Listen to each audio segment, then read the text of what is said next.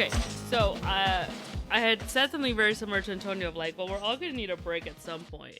And he's like, yeah, except for Dahlia. And not for the reason that you said, because, she's always the loser, but we're like, without Dahlia, the dynamic of you, me, and Skye, we're just like little sheep walking around. And Dahlia's the shepherd, because otherwise we'll get off topic like that. Yeah, I feel like it wouldn't work. I feel like it'd be a mess. There would be much more yelling, and there's no one. That's what Antonio said. I'm like, yeah, because we're like fucking Muppets. And like really mean. Yeah, really mean between the three of us. That's how we operate. Yeah. So, to transition into it, today Antonio's not here. We regurgitated Skye, put her back together, and decided to eat Antonio instead. Yeah. First off, I'd like to say when I listened to that cold open, I was like, that is or not cold open, but like the explanation of why I was not in the Die Hard episode. I'm the cannibal of the group. There's no way on earth I would ever let you guys eat me. So because Antonio's not here, how would you describe our dynamic, the three of us? The rad lads. I feel like rad. I feel like there's slightly more whimsy. I was literally thinking the same thing, but I didn't want to say whimsy out loud. Why? Because it makes you embarrassed, secondhand embarrassed? A little bit. plus you plus me plus you equals whimsy? Plus you plus me plus me plus me equals us. A squared plus B squared equals whoa, it's the weekend, man. Antonio's allergic to love and feeling, so we figured this would probably be the best episode for him to skip. Yeah, remember like Die Hard when I was crying at the end, and then he was like, what is happening here? So funny. He didn't know. Like... Crying? Well, I'm sure he did the same thing when I was crying in Jurassic World 2. When I was crying over the dinosaurs. Do y'all know what Skye is in Antonio's phone? The contact. It says Christ for... It's not Skye. It's Christ for dinosaurs. I'm proud of that title. I remember, because I was watching Harry Potter over the weekend, I remember when we watched the last one, and they got to the very brief part where there's a fucking dragon tied up in the bank, and it's like... And it's like very trained, and I have it fear like the sound because This guy started crying. I started crying because I was like, "That's so sad. He's so scared." I'm like, Mama, CGI. It's like I don't care. A sad Pavlovian animal. Right now, just thinking about it. It's so sad. This is brand new information. It's so funny because like animals, fake animals, doesn't matter. Mythical beasts that don't exist in real life that are CGI'd. I get so much more emotional over that than like people. Another murder occurred in Lake Mead. Oh, that's sad. That sucks. Dumbledore died. Shrug. Got the dragons tied up? God forbid. God, no.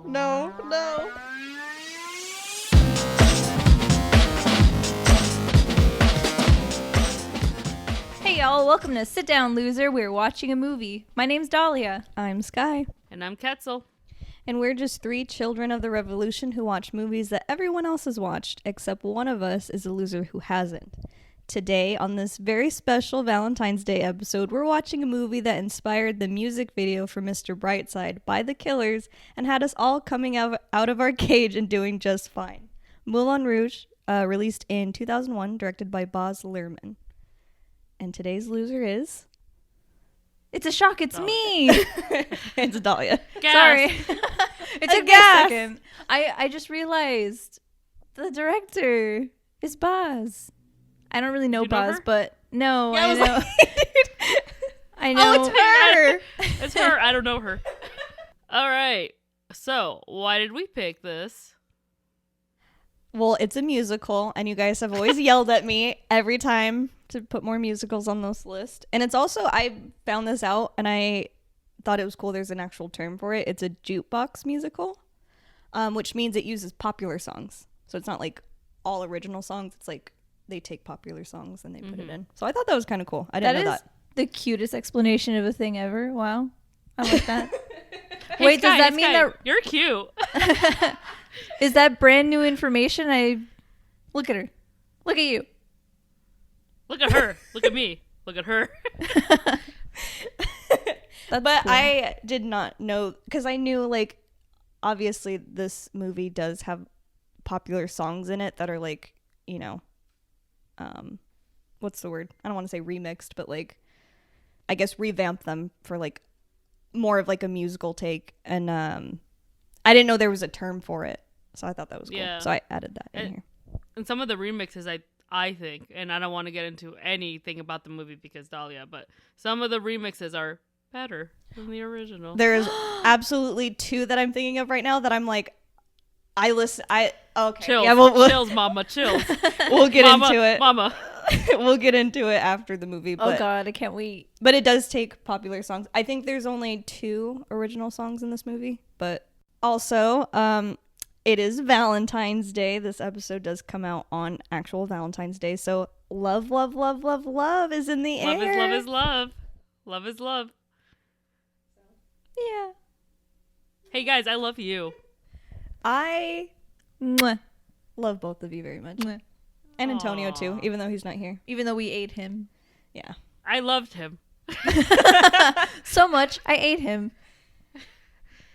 And then I guess the other point I put on here was that it's a very, very gorgeous movie. And I can't wait to see it. 2001, I feel like had some pretty good movies at that point. Cinema was like starting to get more of like the effects, things are better. Like you look at 90s movies, you're like, oh man.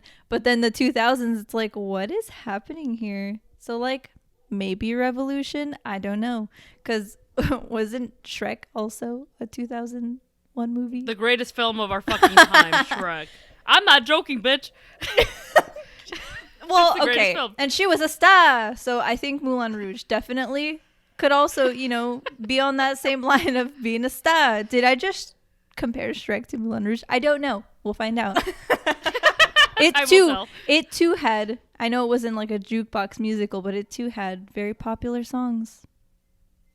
Great Can soundtrack. I say something?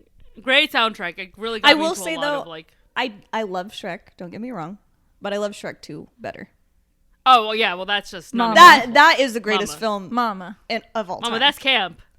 It's camp. Dude, It's I'm still gonna be mad, and like by the time this comes out, if it's still not on there, Spotify, please put "Holding Out for Listeners, a if we- Hero," the Shrek version, Shrek 2 version on Spotify, please. It's so good. Listeners, let's start a revolution. Let's fucking get Spotify to get Holding Up for a Hero. oh my I'm god. sure Fairy it has to Godmother do with version. like licensing and whatnot, but come on, Please. it's so Let the good. gays win for once. Yeah. Speaking of gays, I do want to say something before we go into the next part.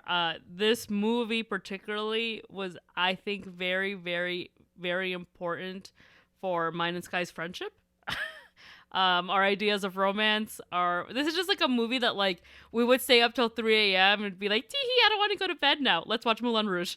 And we would sit and cry and sing. So, like, this is, like, teenage us. And I love this movie because my brother loved this movie, and then we just loved it. It's one of our friendship movies, I think.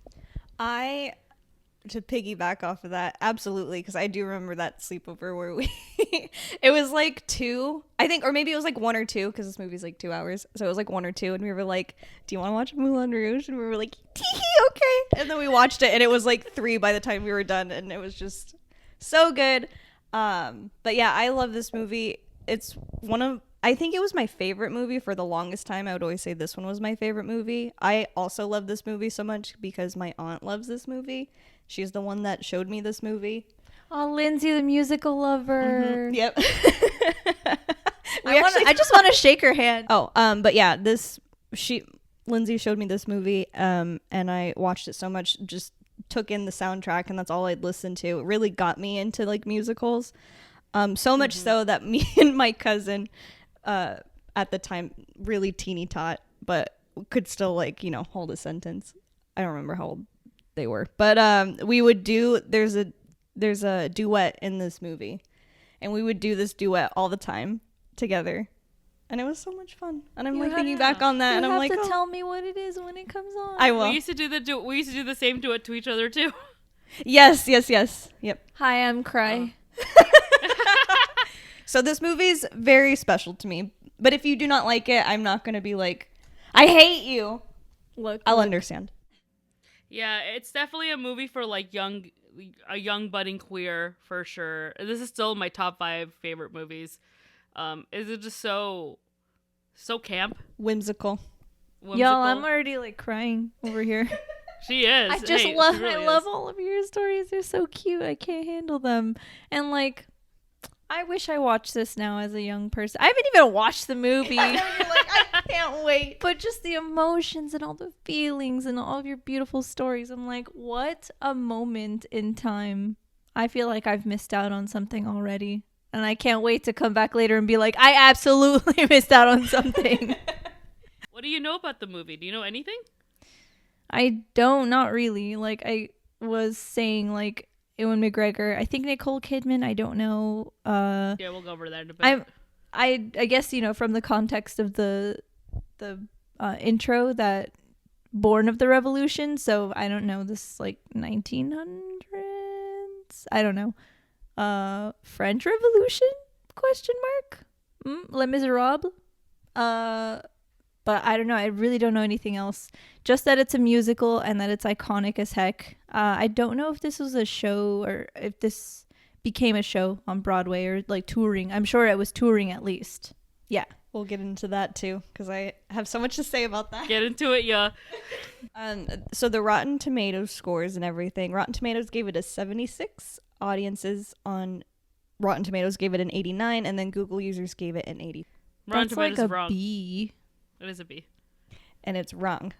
Yeah, but that's seeing how you guys were just talking about that. 76 seems quite low, but who the fuck is working at Rotten Tomatoes anyway? They be wrong most of the They time. hate camp. did you see they really do. Did you see The Great Gatsby? I did. That's Baz Luhrmann. Gatsby? He did that. What's Gatsby? That was such a beautiful movie. That's his style of movie. Uh-huh. Grandiose. So it's all like that, and I don't think Romeo plus Juliet. Yeah, Yeah. I love that one too. yeah, That's Boz. that's Baz too. So like Gil. that's his style movie, and not a lot of people like that. It's too much for them, I think. So Whimsy. It's whimsy. I think that's why we love it so much. I think that's why like the audience's score are way better than the Rotten Tomatoes critics scores, because obviously they want like People love it. People love it. yeah. The people have spoken. All right, so our list of actors are Miss Nicole Kidman, Ewan McGregor, Jim Broadbent, John Leguizamo, and I love them all. That's all I don't know Jim, but I know everybody else. I think you will know Jim from a couple other different movies. Yes, He was in the Very Harry Potter British. movies. Slughorn He was in something else that I can't think of right now. for sure. He's one of those like, great British older male actors. You know what I mean?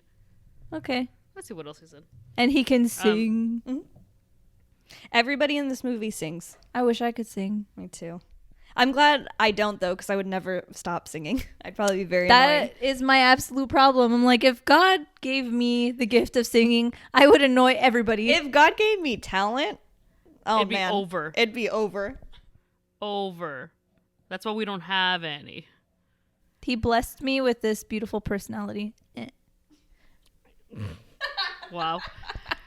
I will say this movie made me bi, so there's that. That too. I think this and The Mummy really, really, really, solidified that for me. Can I just say, like, maybe this is a little off topic, but like, when you watch some stuff and you just know you're like, this made me gay.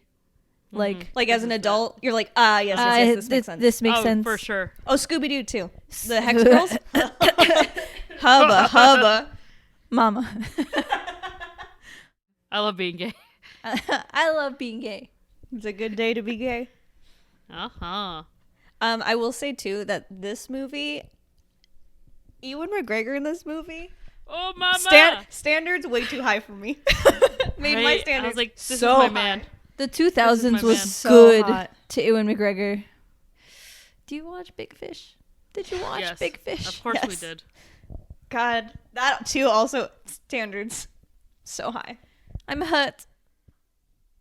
Talk about movies that make me cry. Anyway, let's get to more crying by watching this Get movie. into it.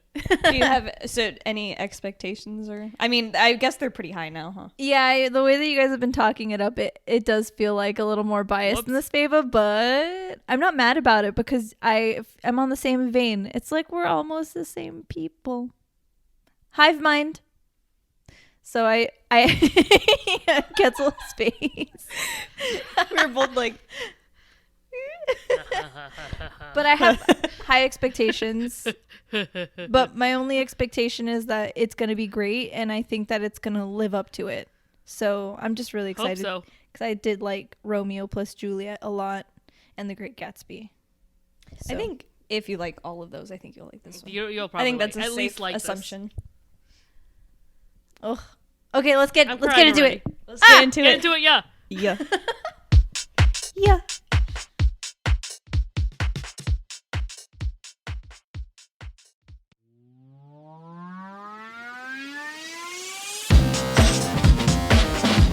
And you can tell everybody. This is your song. Mama. Oh, Dahlia, don't get emotional again. I don't want to. I cried enough. I had too much. I think I cleared all of my passages so that I can speak here for you guys today. Hello. I was saying it hits different because I watched it not too long ago, but it hits different having Dahlia sobbing, which sets me off, and then watching it with Skye, who was like the person I always watched it with. It just hit different, you know? Yeah, I think me and you started crying around the same time because I like, well, I mean, we'll get into it because it's towards the end, but I was just like, oh man, oh no. No. And then there was a whole, because little Dolly had talked through the whole thing. Not through the whole thing, but like once the crying started, we were all silent until the movie ended. I tried to stifle my... Yeah, I did. It was very hard. It was so hard. Oh, I'm taking my glasses off. You have to read for me because my tears. Yeah, me and Ketzel I can't see. we can guide us. And I'll just say, like, first and foremost, this film is like spectacular, like visually, like wow, spectacular. And I couldn't stop. I couldn't take my eyes off. Even when I did, I was just like, I felt bad. I'm like, I gotta get my eyes back on the screen right now. It's just so beautiful. Like, I really couldn't keep my eyes off of it. And I am going to have to watch the ending again because I got distracted. But we could talk about that in a second. So, so getting into this, I've seen this movie so many times, and I think having not seen it in a minute, just because I just haven't watched it, which is such a crime. The beginning, the very opening, the normal, like, what is it, 20th Century Fox opening of this movie is so fucking cool. I wrote that down as my note. The beginning is so cool because it sets you up that you're essentially watching a show. It's camp. Yeah, it's very camp, very cool. And the medley, the little, like, medley they do in the beginning is so cool. And I don't think I appreciated that enough as a kid. So watching it as an adult, I'm like, this is fucking cool. It's different.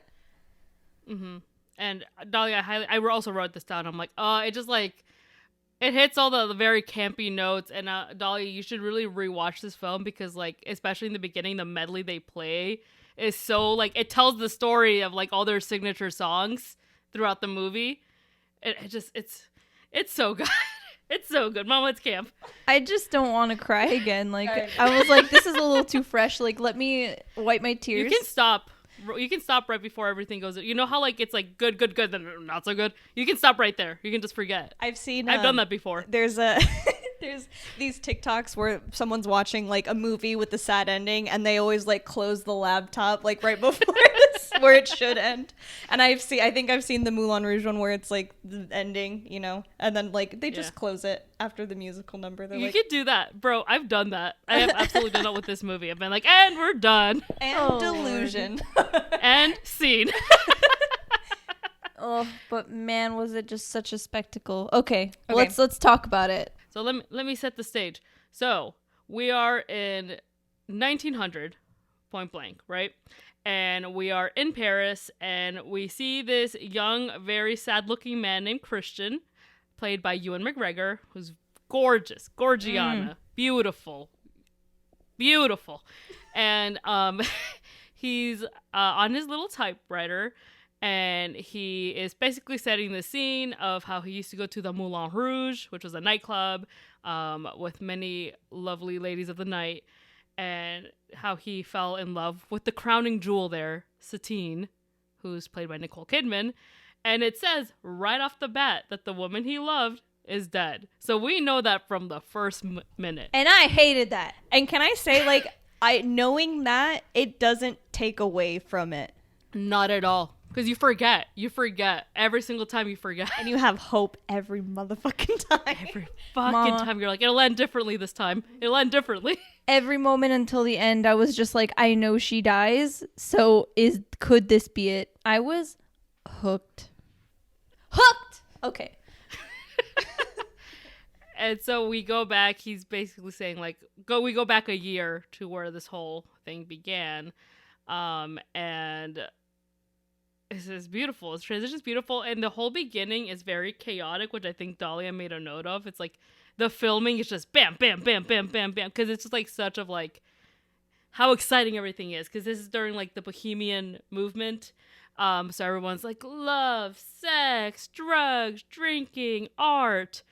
And so Christian went there from England to basically be a starving writer, and we love starving artists. So, I mean, not really. And then that's where I guess how would you? I don't want to say like theater troupe, but it's like a troupe of like Bohemian. Yeah.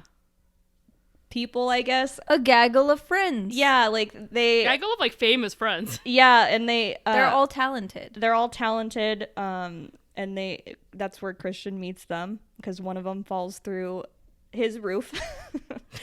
As one does. As one does.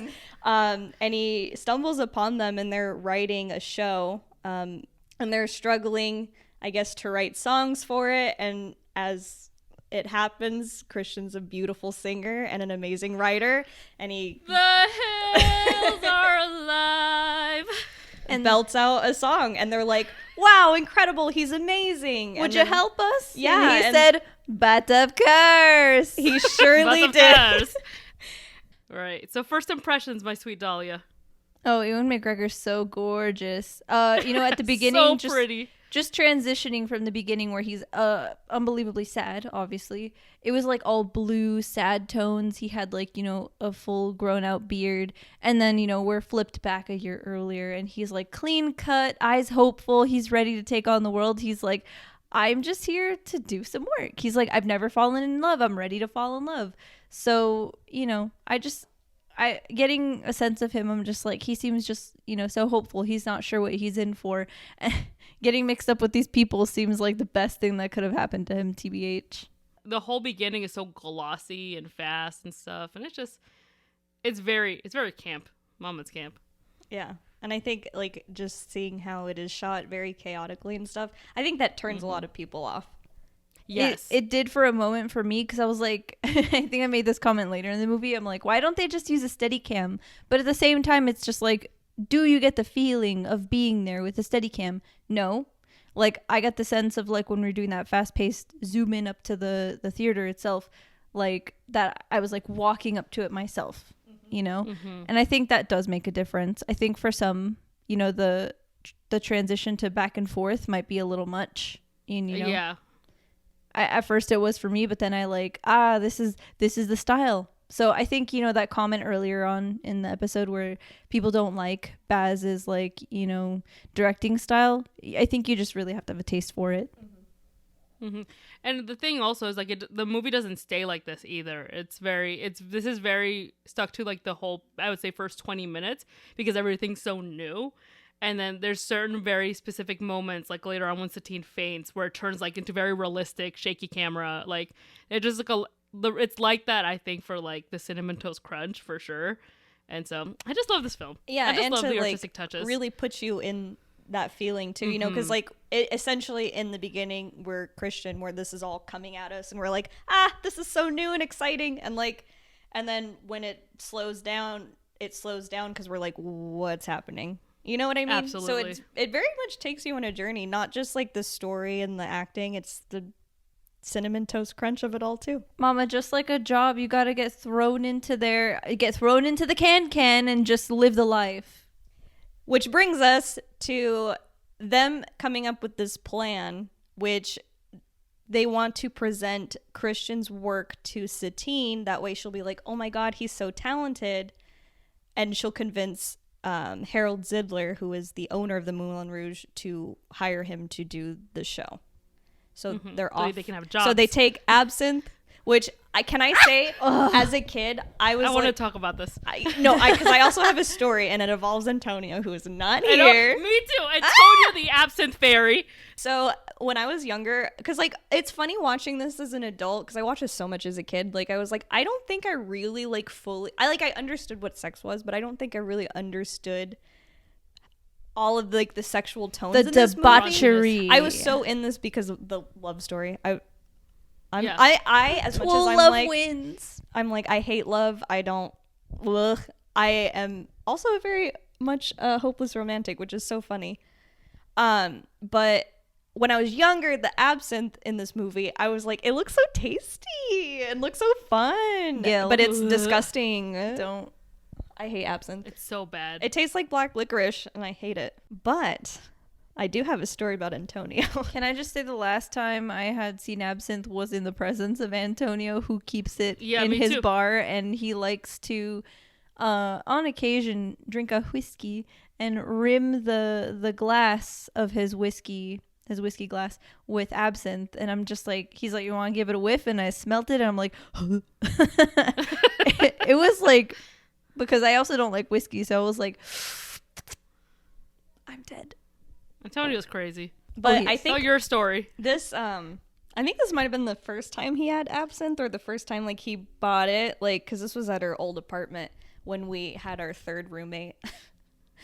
And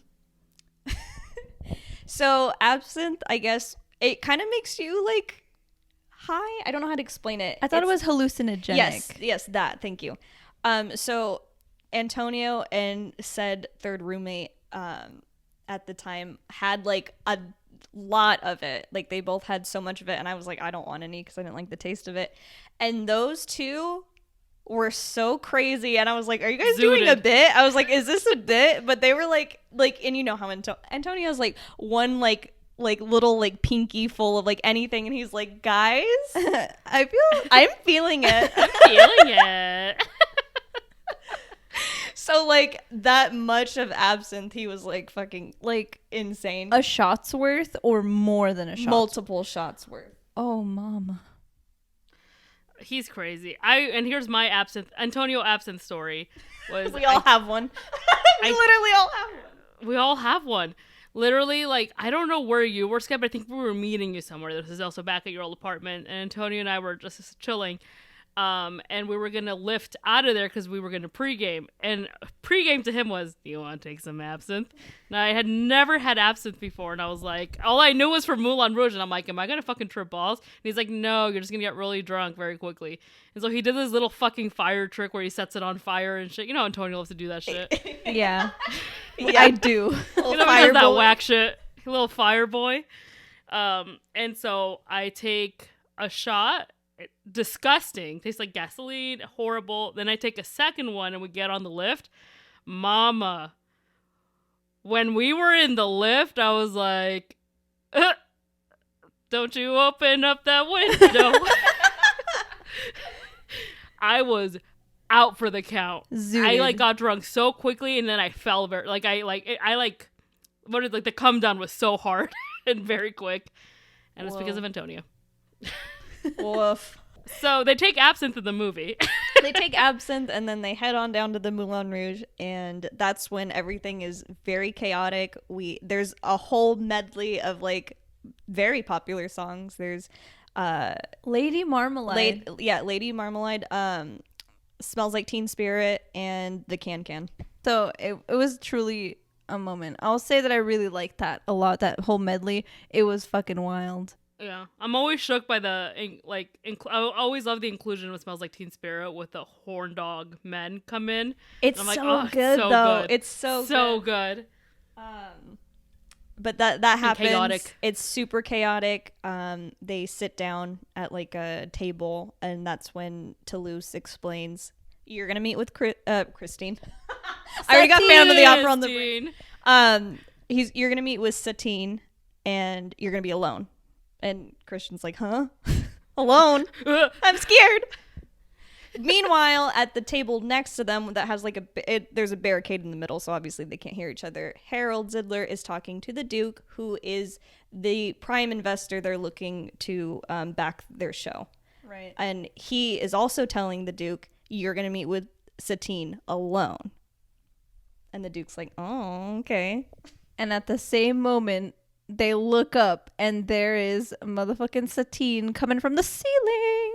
The shining the sparkling diamond of the whole thing. And she starts singing Diamonds Are a Girl's Best Friend. And I'm just like, ooh. You were living. I saw you. Because it was good. It reminded me of I can't even remember the name of the movie, but with Marilyn Monroe. It was really good. But at the same time, like, in the whole chaosness of it, Satine knows that she's going to meet up with the Duke, period. And she's then a courtesan. Yes, she's a courtesan, so she's like, all right, cool, let me work my magic. And then, of course, the men's are sitting, back to back in separate booths, but she's looking in the same direction. And when Zidler's like, look at him, he's right there. And then she's like, let me see. Toulouse is there. He spilled his drink on the Duke. And he's like, oh my God, sorry. And it's like, Zidler's like, oh, it's the one who Toulouse is shaking his hanky at. And then he turns around and shakes his hanky over at motherfucking Ewan McGregor. I already forget the character's name. Christian. He doesn't look like a Christian. I'm gonna call him Ewan McGregor. Oh my God. So then she's like, that's him. So she thinks that he's the Duke, and he is not. And miscommunication. This whole miscommunication is just too much. Satine knows where she needs to go by the end of the night, and then we close out. He dances with her. They have a moment. And before they go and meet up later, she like is back on her swing in the ceiling and she faints. And it's like jarring because she's fucking high up in the ceiling falling. And like this guy in the Moulin Rouge like staff, he catches her and takes her away. And then obviously we know something's wrong. So they take her in the back, and while Zidler's like, hey, let's turn our attention to the other dancers. Dance, la, la, la, la. He's so good at spinning. So good at improv. I love Zidler. I love Zidler. Zidler's a fucking mess and a half. He's a good time. So while that's happening in the back, I guess, what would you call her? Like a house mom? Or yeah, Marie. Is like, over Satine. I almost said Christine again. Satine. And, is trying to wake her up, and I don't know what she wakes her up with, but anyway, she wakes her up and Christine's like, oh, it's just the costumes are like too tight, blah blah blah blah, and they let her does cough up blood, right? At this point, like, they let her rest, and then before she falls back asleep, Marie's holding her hanky to her while she's coughing, and she falls asleep, and Marie sees that there's blood in the handkerchief, and so we already know that it's about to be tragic. She gone. So they said it's always tragic. Yeah, they said consumption, which I think is also another term for tuberculosis, if I'm not wrong. Because I know from all the old movies I watch. Mm-hmm. Isn't it always TB? Consumption? It's always consumption. Everyone dies of consumption. Because it's just so. I think it's such a not a good death to put in movies, but because it's so jarring to like cough and it be bloody. You know what I mean? There's something very very emo about it, very gothic about it too. Yeah, that's true. It was very chic. I was listening to this other podcast. Shout out to This Podcast Will Kill You. They had an episode about tuberculosis. They're epidemiologists. They talk about disease. And it was very chic and cool to have TB because it made you skinny and sickly and pale. And that was very hot in the late 1800s. And that was very much Satine. Yeah. She was. Absolutely. So it was very sad. But I was, when that happened, I was like, not tuberculosis. But this is also when like the camera all like, changes, and so it's like really dark and shaky, but then it goes right back to glossy when we go up to Satine's room, where she is meant to seduce the Duke, who she believes is Christian, but Christian's there thinking that he's to do some poetry for her so they can convince him to get them all a job. So she basically is ready to fuck, and he's like, poetry, poetry, poetry. And it's hilarious. Yeah, she's like rolling around on the floor at one point because he's like, oh, I have to read some poetry or whatever, and she's like, oh yes, naughty words, right. Give it to me, and like just rolling on the floor going yes, and he's like, what So the funny. fuck? Nicole Kidman was impeccable in that scene. She really like through this whole thing. She's Truly. incredible. She She's whole-assed this role, not half-assed, whole-ass. Like Her whole ass was in this role. And then that leads into my absolute favorite song from this movie. Ewan does a cover of Your Song by Elton John, and it's so good. So She falls good. in love with him immediately, which Who wouldn't? same. Like, oh, how could you We all not look did. into his eyes while he's singing that to you and not feel any sort of way? Like, I mean, come on. you can tell everybody, wink wonk, that this is your song. It was like, huh. Wink wonk. But that's when she learns that he's record scratch, a writer, and he's poor. That's one of my favorite moments. She's like, I'm in love with a handsome Duke. He's like, I'm not a Duke. I'm a writer. And then it's like the music winds down. It's like literally like, what? Yeah. A writer? Yeah. And she starts screaming. Truly. And that's when he's like, oh yeah, Toulouse was telling me. And she's like, Toulouse, like, I'm gonna kill him, like, whatever. And like, meanwhile, they're like hanging outside her window, the little They've been group. spying this whole time. Yeah, just to see what's going on. And that's when she's like, you got to get out of here. She opens the door and the Duke's outside, and she's like, oh my god, you have to leave, go that way. And then they come He in. won't take a hint. Yeah, they come He in won't. and he's hiding. It's just it's a whole It's a ass mess. mess. Let It's me a tell mess. you right fucking now, as this is at the point where we start seeing the Duke throughout the whole movie. Like, here's where he pops in officially. And like, he be drinking cups and cups and cups, gallons of delusion. Let me just tell you. Okay, like, I'm just You sure do.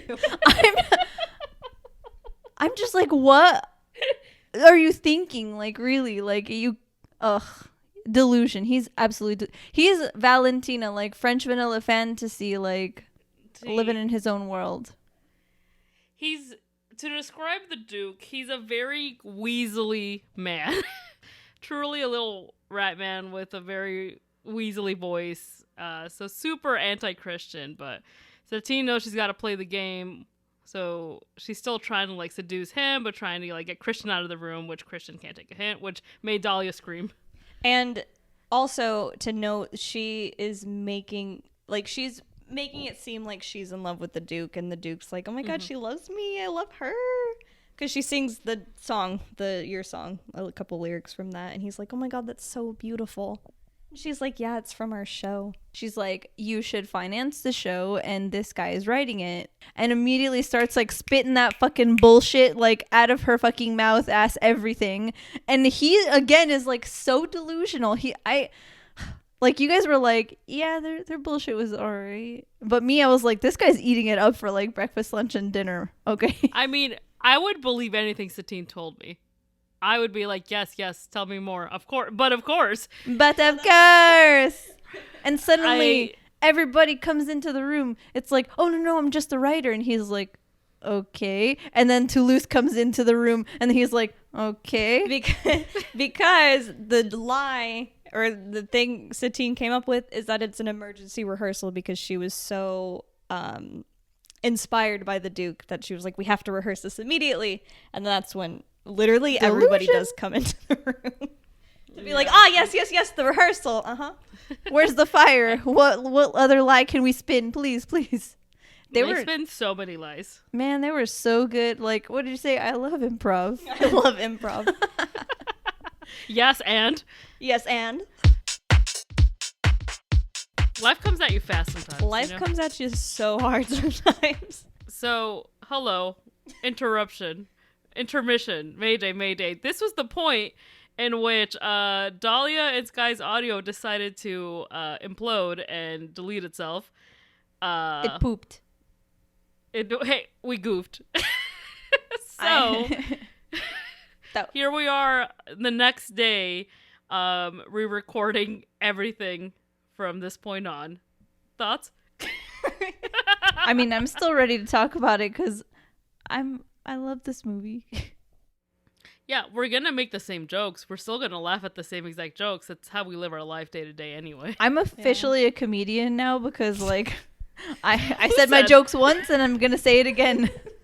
It's called workshopping, baby. It's called workshopping those jokes. So, they come. The emergency rehearsal is in full flare, and they are pitching spectacular to the Duke.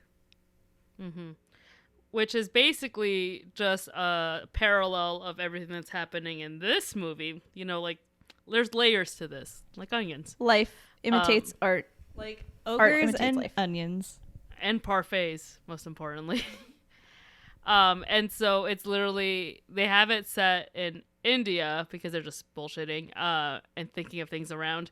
And it's about a penniless sitar player who falls in love with a courtesan. But the evil Maharaja also loves her. Basically exactly the same movie. And they sing it out, sing it loud, sing it proud, and convince the Duke to invest. He's like, y'all, this is the best thing I've ever heard in my fucking life. Let's do it. He said, generally I like it, if I recall. Yep, and then they celebrate. Yay! They're so excited. They're like, ugh, like pulling the wool over his eyes, but not really because they got pull the wool over my eyes. More likely than you think. They're 10 out of 10 bullshitters. But yes, the Duke's on board. Satine is excited about this also. I don't know if we mentioned this already, but she wants to become a real actress. So this is a big fucking deal that the Duke is now like putting money behind this. And part of it is that the Duke is going to convert the cabaret into a theater, which, you know, once the theater happens, Satine will be a superstar. A star. A star. And yeah, so that's happening. They're celebrating in the it's an apartment building? I don't know. Yeah, I think Mama, it's a party. It's a party. They're partying. Meanwhile, Christian's in his room just looking out the window at Satine's place being like, is she thinking of me? Because I'm thinking of her. Wink. And meanwhile, she's singing about basically, you know, getting out of, you know, what... Bigger dreams. Yeah, chasing her dreams, getting out of the life she's living right now. And Christian sees her look at him once, he's like, I gotta get over there. So I gotta get in on this. He climbs up the elephant's butt because I feel like we failed to mention that Satine's like green room is like in a metallic elephant. Yeah, she lives in an elephant. It's kind of cool. Mama, that's camp. That's camp. I'm jelly. So he climbs up the butt. As I would. As any of us would for Satine. Mm-hmm, absolutely. And he climbs up there and he scares the shit out of her, which fair. Completely fair. He's like, hi. She's like, hi. And she's like, ah. Hello. My deeply personal song. And he's basically there to be like, do you like me? Or just like me. And she was basically like, I was acting. That's my job, to make you That's think. acting. It's called acting, sweaty. But you blinked. You blinked. That meant yes. But. Yeah, and he's obviously smitten with her and like totally in love with her, and then they break out into this beautiful duet of all like a medley of love songs, the greatest love songs, truly, one would say. I think I'd mentioned this in our other recording. Like, I was expecting this to just be one song all the way through as a duet, but it's like all of the best love songs ever, just like in a medley. And I'm like, what is going on here? Suddenly it's like this and then that. Oh, it was so good. And like, having just watched it that one time, I wish, because you guys said that you guys love doing the duet together with other people and each other, I'm like, I wish that I knew to do this. each other. I I mean, I heard y'all had sleepovers. Scratch that. But it looked like so much fun. Like, this is definitely something that would go into the karaoke room. If it's not in the book, it should be in the book. But anyway, so they sing that beautiful song, and Kiss, kiss, fall in love. They seal Kiss, their fall in new love. love with a kiss. That was from an anime, by the way. I know. We're trying to you're move on welcome. from that. It basically goes into this whole montage of them sneaking behind Fucking. everybody's back, kissing and fucking. ducking corners, going into stairwells. Doesn't that sound like middle school?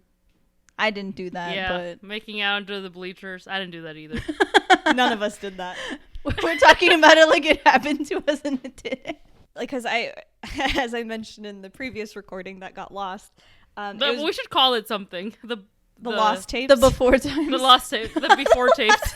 The lost tape. The lost tapes. The sacred text. I said. Stop. The Jedi Please. sacred text. Yes. Why do I feel like this is 10 times more chaotic than it was yesterday? I think It's we so were much very more chaotic. emotional yesterday. So now we're fresh. Now we're like, not. "Boo-doo-doo-doo." Now we're fun and funny. Because I said in the lost tapes that it was very. I said childlike, and then one of you guys said it something else. Oh, it was Ketzel. Ketzel said innocent. Like, you know? innocent, like new love, like just so cute because yeah, like, I mean, Mhm. and then we'll probably get into this right now. Like, I don't know why, Get but into just it, yeah. the thank you, the kiss, the red lipstick kiss marks all over Ewan McGregor's face. I'm like, yes. That's what I was just That about to say. inspired me. That inspired me last night. Did you do that folks. last night, You have absolutely did. fellas? fellas, please. Not everyone at once. You know what? Can I just say that also inspired me yesterday too? I was not inspired. I went home to my dogs. Can I kiss you? Like that. Oh, were you? Yeah. Wait, you thought, I I was thought you were asking me. right That's why I now? was like, "What's happening? You were like, want yes. it? You want it?" I was like, "Should I say yes? I don't know." Antoine, go away. No, I'm like, but I'm recording. okay, Bagul. I haven't done enough kisses lately that I feel like now I'm a terrible kisser. Do you guys want to go ahead and try that though? I'm a pro. Will Prove you it. teach me? The That's for our bisexual OnlyFans. panic. This feels like Cruel Intentions. Have you ever seen that movie? I love that movie. I've not seen Very it. But sexy. Are you yeah, aware? It looks sexy. Yeah, so I'm Yeah. aware. Wink. Wink wonk. Anyway, Anyway. this film. Yeah, back to what we were talking about. Yes, they're sneaking around corners, kissing, like just hanging around. And they're doing it behind the Duke's back. The Duke, again, just be drinking that delusion juice. Going hard. Sip, sip. So, eventually the Duke gets frustrated with how, like, Satine keeps rescheduling with him to hang out with Christian. And so Zidler is like, we got to set something up here. You really got to go have dinner with him because we need this to happen. We need this Munty Hunty. So Not only does she have to do that, but the thing that puts it in motion is like he catches him. he sees them in the rafters, right? And he's like, I seen it. You can't hide from me. You can't do this shit because we need to get finance. So you're gonna go have dinner with him, and that's that on that. And Satine's like, I guess. She like, makes it so yeah. blasé. She's like, oh, it's just an infatuation. And then he's like, well, that's got to end. And you need to go out with the Duke. And then she's like, I guess. But she goes out with neither. Exactly. She's sicky. She's sick. Get her She's a pizza. sicky. She needs some milk. Boy, does she. Yeah. Not enough milk in this world to fix that. But Gil.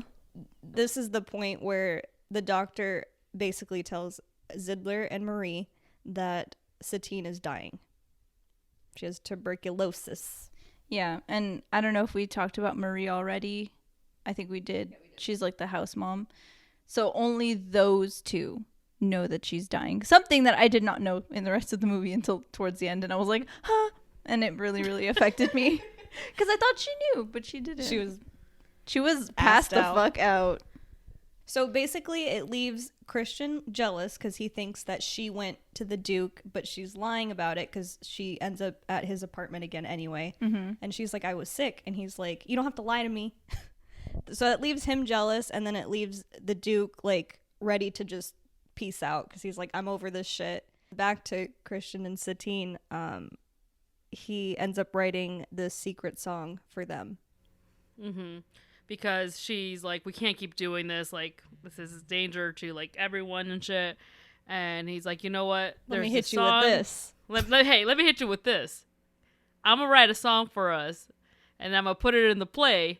And so, you know, every time you hear it, baby girl, I'm here for you. It's just me and you, baby. It's me and you, baby. And, you know, just to preface that a little bit, he created the song because she's like, Christian, you cannot get jealous. You have to promise me you can't get jealous. Like, we got to get this Monty. We got to get the theater working. And then he's like, right. That's fine. That's fine. But he had his fingies crossed. He totally had his fingies crossed. But we come into this beautiful Come What May song. They're practicing. It was the greatest song of all time. Oh, period. Like, the magic of this rehearsal. It was just such a moment. And then motherfucking Nene coming out the woodwork. Nene Leaks. Fucking Nene Leaks comes up, and so, like, Christian and Satine are singing this to each other at rehearsal, so the Duke's there and everyone's there. And Nene, who also works for the cabaret, goes over and is like, man, why would this character ever want to go with the penniless guitar player? Oh, wait, sorry. She says the penniless writer instead of the Maharaja. And she's like, whoopsie, hee. I meant guitar player. And that got the Duke all fucking hot and bothered because he's like, did I just learn something? He's finally putting 2 + 2 = 4 because before he was getting like fucking 10 or something. He was getting question mark. It's just question mark. Mama, what is math? So now there's that seed of like doubt of like, oh shit, like Satine has something with Christian here. Thanks, Nene. Thanks for that. So the Duke in his jealousy, he's like, you know what? Fuck this shit. I don't like this ending. I don't want the courtesan to end up with the penniless guitar player. We're going to change this shit. So she ends up with the Maharaja, aka him.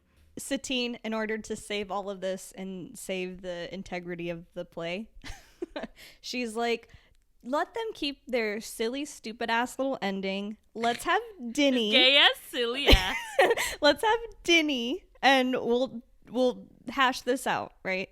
And that basically leads into her pretty much trying to save all of this and going to this dinner, even though obviously Christian doesn't want her to.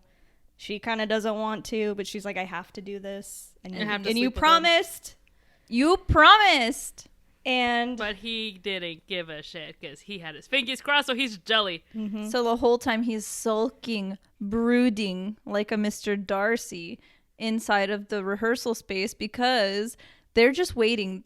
She has to finish this Dinny with a Duke. I know you started it. You started it. And then once that happens, they can feel comfortable with like, you know, rehearsing and stuff. Like the fucking play is like on tomorrow. So they're just like, yeah. So because they're all mad at Christian, they're like, what did you expect was going to happen, bitch? You fell in love with someone who sells her love to other people. So they're all mad at him. And so they to prove a point, they sing Roxanne, which is also about that. And it is perhaps the greatest scene of all time. Changed my mind. Because yesterday when I left and when I was driving here today, I was listening to my Show Tunes playlist, and that came up, and it's so good, and especially the very last part of the song where it's like the violins going, the orchestra going, and everyone yelling and singing, and it just screaming. It really like sets the tone for what's happening in the movie, because if you remember, like it's really intense, and like kind of scary. Like the choreography.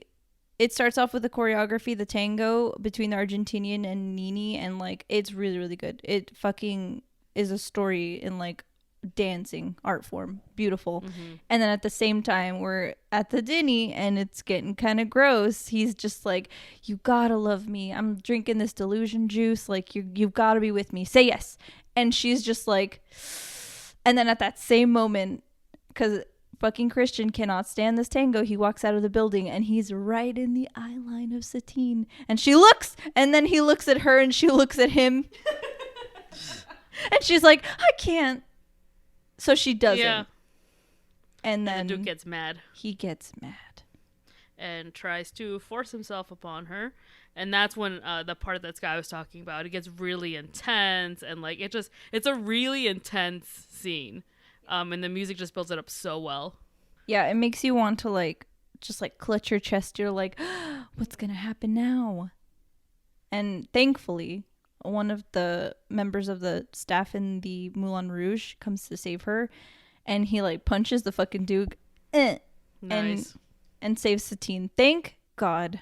And like she goes to Christian, I think, afterwards, right? Yeah, and she's like, I can't, like, I tried to sleep with him, but I couldn't. Like, I saw you, and it's just like, I can't keep pretending anymore. And we like, were I don't. all crying at this point. I think I was crying because I was like, I was crying. damn, this is like hitting so good right now.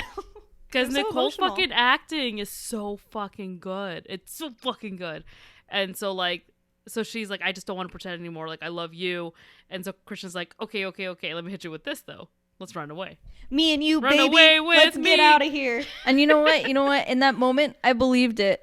I already knew she was going to die, but in that moment, I didn't remember. And I was just like, Suddenly, I cannot see. yes, let's run away together. We're going to run. Everything's going to be just fine. So she goes to pack up her shit. And at the same moment, when she's packing up her shit, Marie turns the light on. Clack, clack. And then suddenly Zidler's in the room.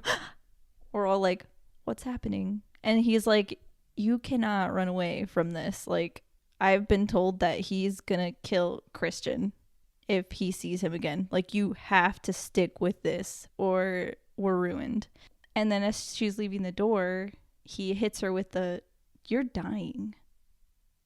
And that fucked me up. Yeah, and I said this in the lost tapes, but so the way that this is filmed, where like the camera just keeps fading to black as she's breathing and like kind of like really panicking and taking it in, the fact that she's dying is just so good. The cinnamon toast crunch is so good in this film. Bro, this fucking sucks. So Zidler's like, you have to make him believe that you don't love him to save him. You're a good actress. Use that talent and fuck him up so he can leave and he'll be saved. And I think I made this point in the lost tapes, like, why the fuck didn't she just tell him the truth? And we had this little discussion, like, why didn't she just say the truth? You know, easy as can be. He wouldn't have left. And then I retorted with the, well, he knew what he was getting into. And TBH, Well, die then. Yeah, well, die then. And I would do anything for love, like die. And I will do that. So I'm like, but if he knew he was getting into that, you know, he made his choice. But at the very least, she was like, you know, communicating with him, and he made his choice. Not to be a Gen Z and this is old. He's such a simp for her that he was gonna stay. But of course, she was a sparkling diamond. Mama, look at the material. That was as good as it was gonna get. That was as good as it was gonna get for him. Truly. But So that doesn't happen. She does not tell him the truth. no, she goes over to him and really lays it thick that she's like, you know what? After we said we run away, the Duke came to visit me and offered me everything, so I could be successful, and I can't leave the Moulin Rouge because it's my home. And it works because she's a great actress, and it leaves him devastated, and absolutely heartbroken. To say the least. Yeah, like, we didn't talk about this in the lost tapes, but there's like that one scene where he goes to the Moulin Rouge and he's yelling her name in the rain. Mama! He had to be So put good. to bed. He was so distraught, devastated, broken. And then at this point, he's pretty much pushing away everybody because Toulouse is there too, being like, hey, like, I know she still loves you, man. There's got to be a reason, you know? And he's just like, get out! You're not my dad. And it's so sad because I think for me personally, having gone through quite a few heartbreaks in my life, I definitely have done that where I've pushed people away. Because it's hard. It's really hard. Yeah. Because it's sometimes it's, you know, you feel like you have to go through it alone. And you don't have to. As I've learned. No, you got friends that love you. Oh, I love you. I love you. I also love you.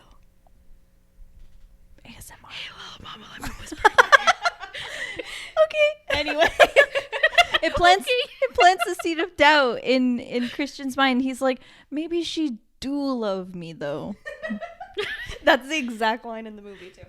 So he goes and he sells his fucking typewriter to get some money because he has full intention to get back into the Moulin Rouge one final time, and like pay her for Her like services. time and services, which, you know, That's nasty, goes and I in hated it. Let's talk about that.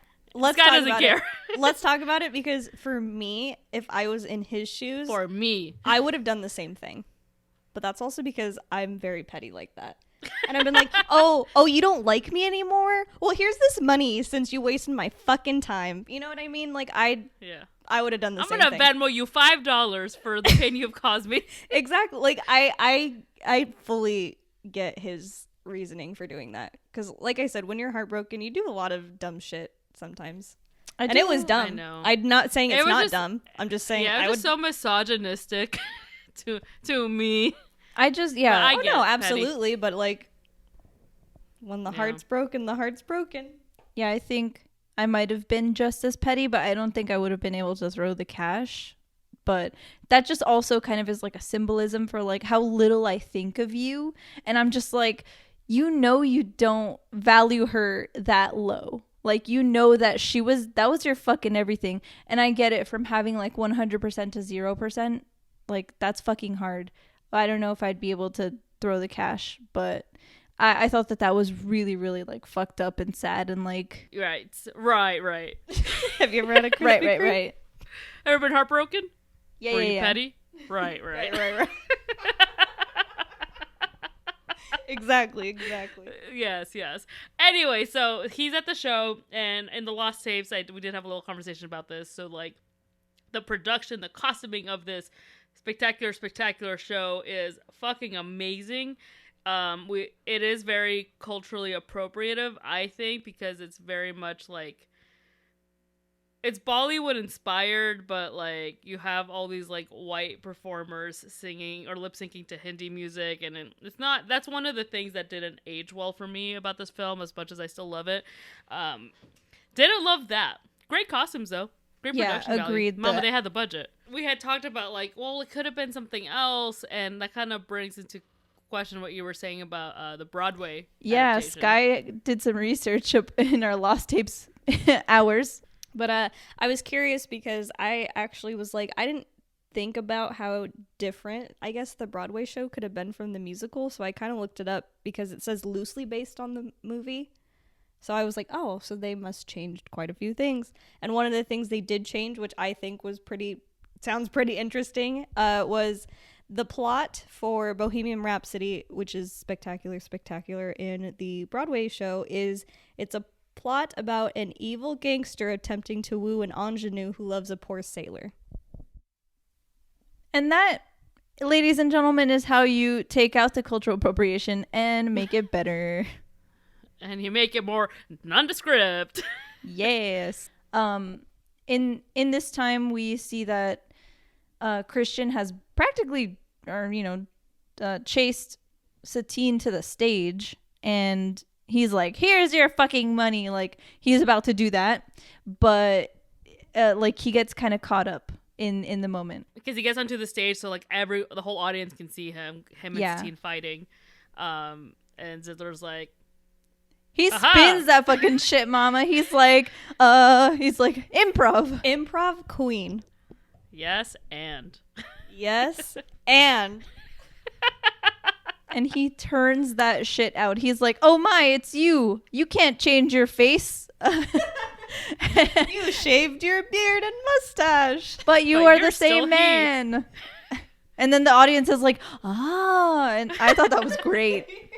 It's so funny. But Christian basically says, I'm just here to pay her, and throws the money at her and storms off the stage down the aisle. The Duke is right there in the front row Locks watching eyes. Everything. Yeah, they lock eyes, and Christian just walks right on by. Satine is upset and crying. And this begins our tears, and they don't end for the next 20 minutes. Yeah, and something we didn't mention that I was like, oh, this is kind of an important moment. So Zidler picks her up because she was thrown on the ground, basically. And he's like, we just got to keep going. It's for the best. And she's crying and everyone's sad. And Christian's literally about to leave. And Toulouse, the whole time, was trying to, like, stop Warner from shooting him. Or trying to warn he's like, Christian. he's got a gun. And at this point, Toulouse falls and he's, like, barely hanging on. And he yells out, the greatest thing you'll ever learn is just to love and be loved in return. And that's the point when Satine's like, you know what? Fuck this. I love him. I don't care anymore. And then that's when she starts singing Come What May. Their love song. And Christian realizes that she loved him the whole time. His suspicions were right. The face journey Ewan McGregor takes you on is a beautiful one, as he's realizing how much she actually loves him. Turn around. Basically. And he turns around and starts singing it back to her, and we're all crying. It's beautiful. I have chills just thinking about it, even though we already talked about this yesterday. It's so beautiful. Like, this song, hearing it the first time, you're like, oh. And then this time, you're like, moved to tears. If you're not moved to tears, you're Antonio. And you know what? With Antonio, like, he cries at the weirdest fucking shit. Cinderella story only. Cinderella story, he's just not that into you. He's a complex man, that one. And the game plan. That's not really a drag on him. I do love him. But once when he was high. He was like, I remember that day. Game plan? Yeah, he texted me with The Rock. You know that one? He texted me, he's like, why am I tearing up to the game plan right now? Antonio, buddy, we love you. I miss you. I wish that we could regurgitate you up and put you back together like Skye. He's got a gun! And then everyone, what? Like... And that's basically when they, like, retake back their play. Because it was going to go the ending that the Duke wanted. But then they were like, nah, fuck you. You can't fucking change us, blah, blah, blah. So then they start singing, like, a whole medley of, like, I guess all the songs that have been sung. My song. And from the musical. Your song, One Day I'll Fly Away, Come What May. Come What May, happening in the back. All of this. Meanwhile, the Duke is like, I'm out. Yeah. He's like, I can't take this foolishness anymore. He is like making his way out in a boot. And at this time, during this whole medley, Warner has been sneaking around the whole stage to grab the gun because you got a gun, flies away, lands on the center stage. He grabs it. He's ready to shoot. And then he gets sandbagged by one of the performers. Amazing. But this in turn causes the gun to like fly into the aisle as the Duke is leaving. And so he's just like, turn around. And he picks up the gun. The gun was like...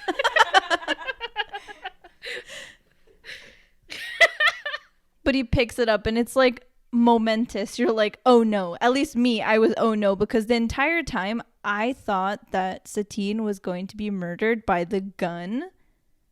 And you know, this is the moment, like everybody's almost been shot at several times at this point. So when the Duke picks up the gun and they're singing the medley still, like it's still going on, he starts like, you know, fast walking with the gun in hand, and he's like, my way, like, and it's just like so scary. I thought he was gonna point and shoot, and then fucking Zidler out of nowhere, he's like, caca. Be gone, thought. And he punches the fucking Duke in the face, which I thought was amazing because, like, you know, he's already like given the deeds over to the Moulin Rouge to the Duke. Like, Satine's made her choice. Like, what good is it gonna do, you know, to not punch him in the fucking face? He deserves it. My God. So he decks him, and then the fucking gun, like goes out You're the fucking window. horny for that one, hot dog. It flings out the window. It goes out through a stained glass window, and then it flies out of the fucking town on the hill Montmartre, and then it goes to the fucking Eiffel Tower, and it looks so shitty. But like again, like we're taken back a couple of times to like this is a play. Like what you're watching at the beginning, as Skye said, like we had the 20th Century Fox, and it seemed like we were coming in to watch a play instead of a movie. So it's just kind of like bringing back those like touches of like we're watching a play because of this shitty props. But anyway, I love that one. It was so funny. It was so unrealistic. But yeah, so it's good. That was the last time you smiled. And that was the last time anyone smiled. Because the beautiful, beautiful ending, there's like fucking like flower petals falling down. Everybody's like spinning and they're like, ah, like it's the grand ending. Wow! It's the grand ending. And everything worked out. Curtains fall. And that is where the movie should have ended. And that's where Dahlia stopped it. When we right before I started this call. Yeah. She was like, all right. Stopped it. All right. But the curtain closes. The stage manager is like, all right, let's get ready for curtain call. Because the whole theater, like the audience is like just going crazy. They loved it so much. And Satine starts coughing and, falls, and Christian catches her, and she's coughing, and everyone's kind of just really somber at this point. It's slow-mo. It's very dramatic. Very like, dramatic. Everyone's watching. He notices that she's coughing and blood is coming out of her mouth, and he's like, Arnar.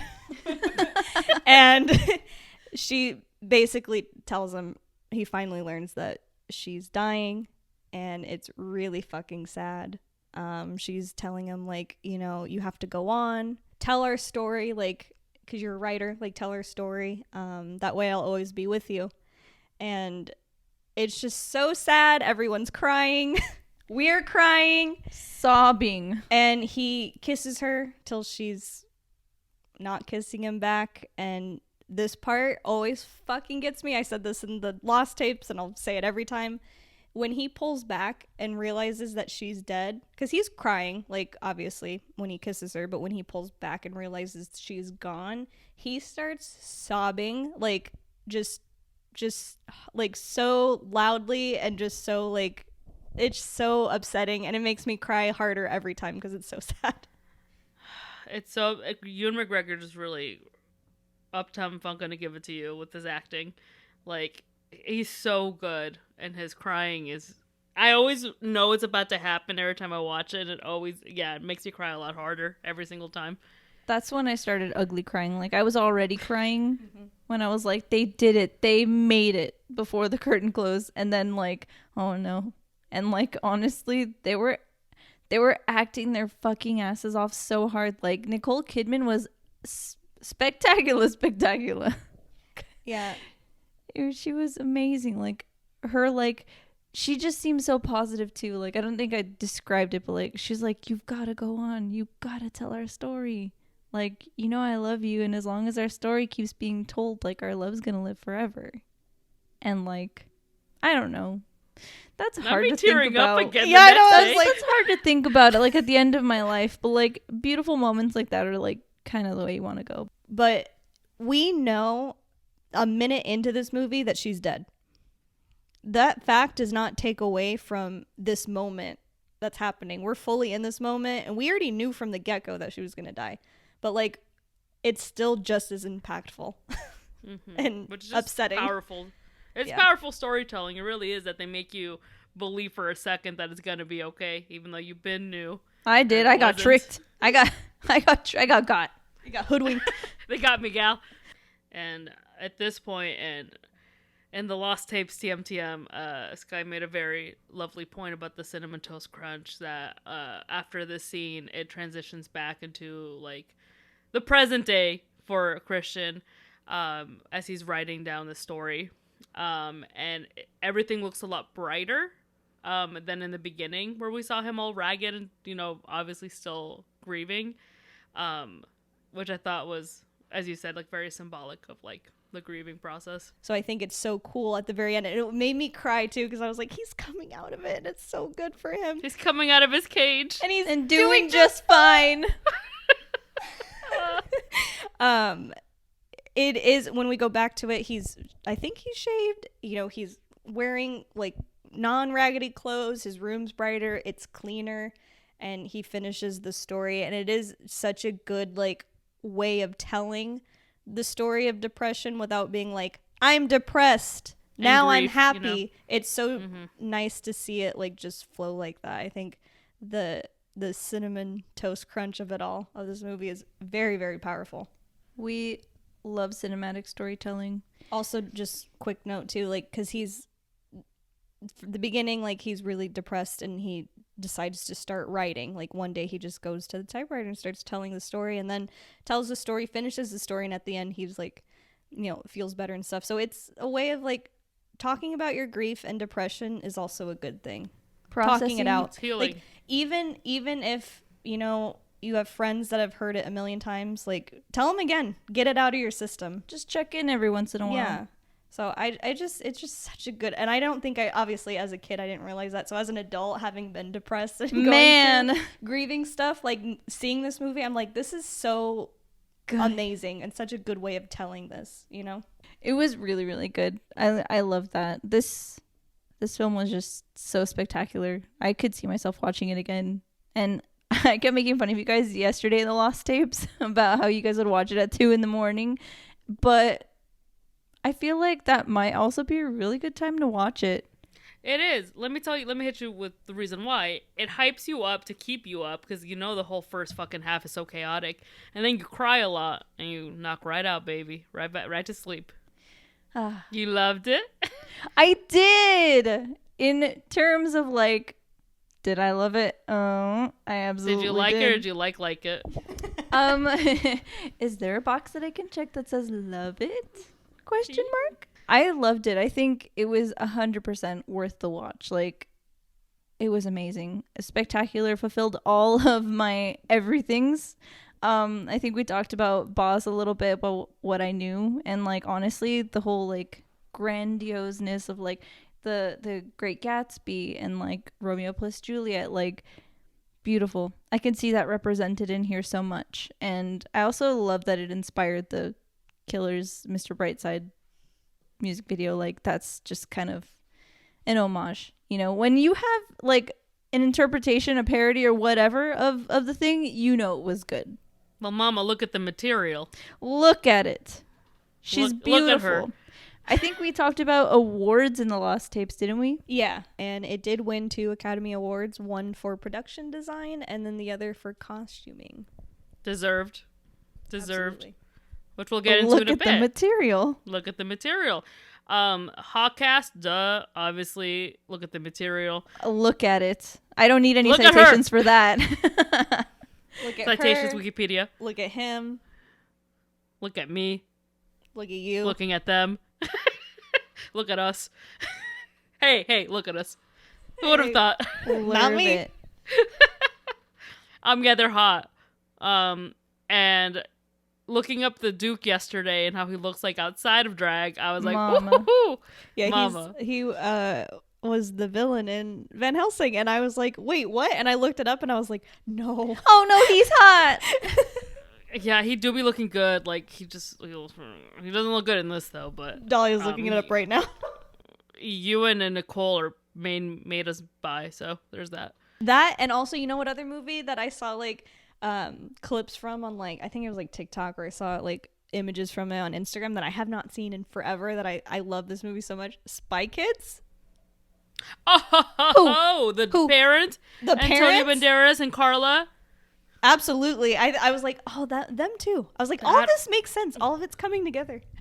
They're like dancing, and I was like, me as a child, I had no idea what I was feeling, but Exactly. those feelings were gay. You're like, what is Because this? I saw the I'm pretty sure it was TikTok, because it was a clip of like them in the beginning of the movie where she's telling like their story, and I was like, oh my god, this is so hot. And I was like, as a kid, I think I thought the same thing, but I didn't know what I was feeling. So I'm like, oh, Do you know that TikTok? That TikTok where it goes, oh my god, and then it goes, oh my god. Yeah.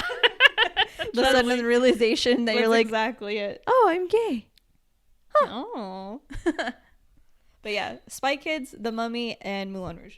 Really, The really holy solidified trinity that of for me. Holy Trinity. bisexuality.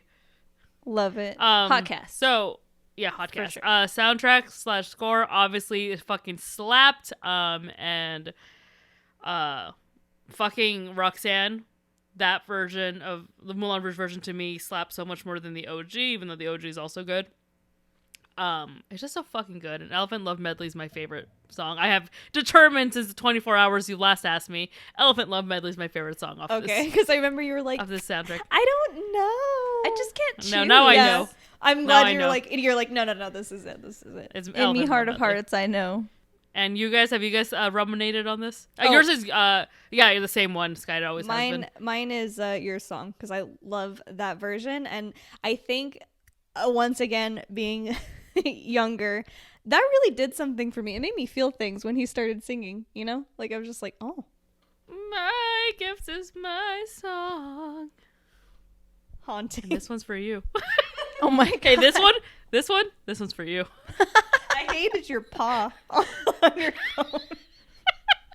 On your For phone dramatic effect. Hang in there, baby. But yeah, no, my favorite is your song, and that has not changed since I was younger. So Mine definitely has to be Come What May, because like that was the shining star of the whole soundtrack The of sparkling like diamond. the sparkling diamond of the whole soundtrack for me, TBH, just because there was so much love and like amazingness and how impactful it is. I think that it just made it for me. I loved it. Beautiful. The whole soundtrack, truly. Yeah. And for costume design, obviously very deserving of those Oscars. We talked about this.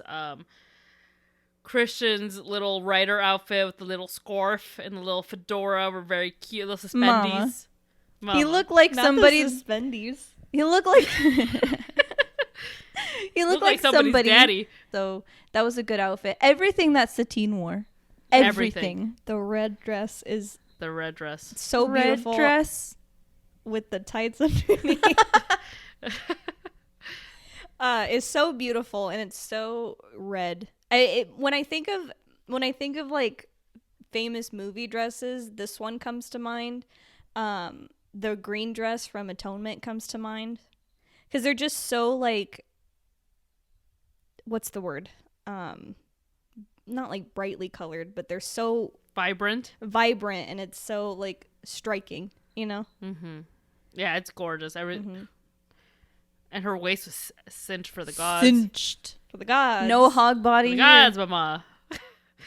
And I guess we can get into our favorite quotes. Because I wrote this because I think everyone loved this quote, is the greatest thing you'll ever learn is just to love and be loved in return. It's such a nice sentiment and just really like is the, I guess, moral of this story.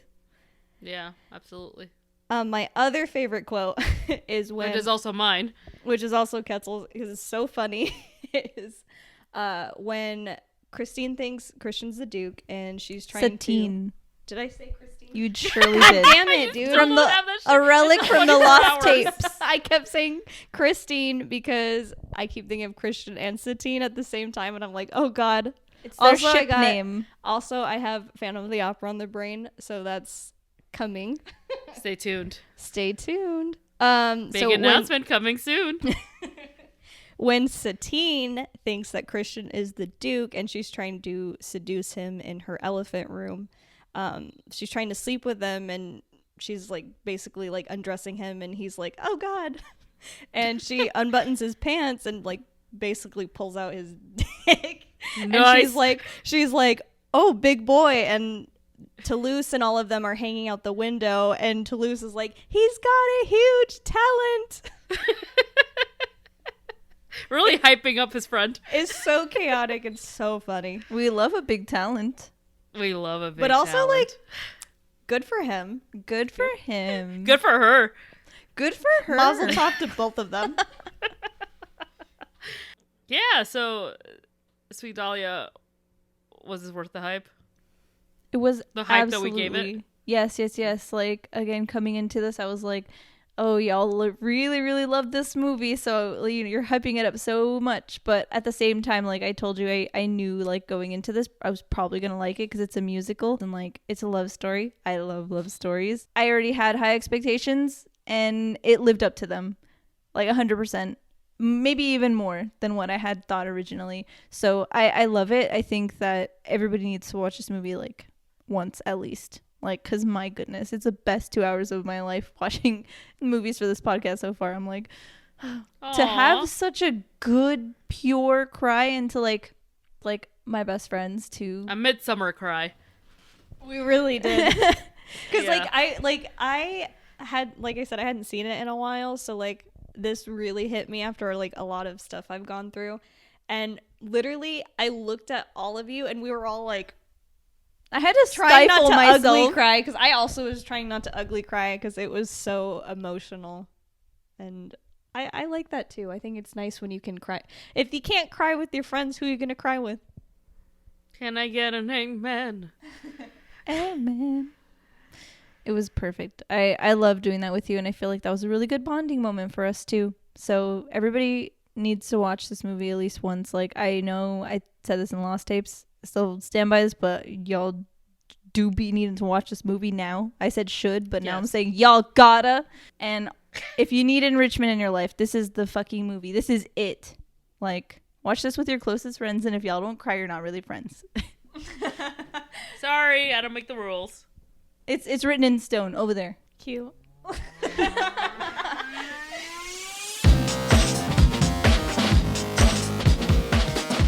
And that concludes this episode of Sit Down Loser, We're Watching a Movie. We'll catch you guys next time. Bye, losers!